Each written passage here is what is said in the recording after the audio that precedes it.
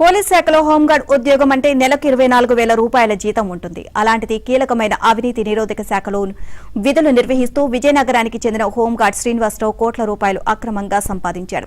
ACB అధికారులకు అందే సమాచారాన్ని అక్రమార్కులకు ముందుగానే చేరవేసి వారి వద్ద నుంచి భారీగా లబ్ది పొందేవాడు. ఇలా దాదాపు 20 కోట్లకు పైగా అక్రమాస్తులు పోగేశాడు. 15 ఏళ్లుగా శ్రీనివాసరావు సాగిస్తున్న అక్రమాలు ఇటీవల బయటపడడంతో ఏసీబీ అధికారులు ఏకకాలంలో దాడులు నిర్వహించి అక్రమాస్తుల వివరాలు సేకరించారు. నెట్టి శ్రీనివాసరావు 2010లో విజయనగరం పోలీస్ శాఖలో హోంగార్డ్గా చేరారు. అప్పటి నుంచి 2025 వరకు విజయనగరం ఏసీబీ కార్యాలయంలో పనిచేశారు. ఇక ఈ క్రమంలో ఏసీబీ అధికారులకు అందే సమాచారం, లంచం తీసుకుని పట్టుబడే కేసులు, అక్రమాస్తుల వివరాలను తెలుసుకుని చేయబోయే దాడుల గురించి సంబంధిత అధికారులకు ముందే సమాచారం అందించేవాడు. దీనికి బదులుగా వారి నుంచి భారీగా నగదు లేదా ఇళ్ల స్థలాల రూపంలో తీసుకునేవాడు. ఇటీవల సబ్ రిజిస్టర్ కార్యాలయంలో ఏసీబీ అధికారులు ఆకస్మిక తనిఖీలకు వెళ్తున్నారు అనే కీలక సమాచారాన్ని ముందుగానే సంబంధిత అధికారులు, సిబ్బందికి శ్రీనివాసరావు చేరవేశాడు. దీంతో వారు అక్రమాస్తులు పట్టుబడకుండా జాగ్రత్త పడ్డారు.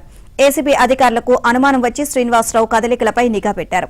ఏడాది క్రితం అతన్ని జిల్లా పోలీస్ కార్యాలయానికి పంపివేశారు. అప్పటి నుంచి శ్రీనివాసరావు గురించి పూర్తి సమాచారం సేకరించారు.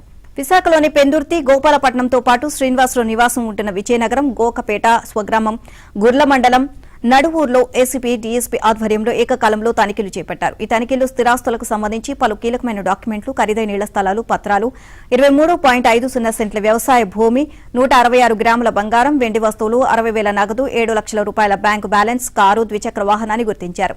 స్వాధీనం చేసుకున్న ఆస్తుల విలువ బహిరంగ మార్కెట్లో సుమారు 20 కోట్లకు పైగా ఉంటుంది అని సమాచారం.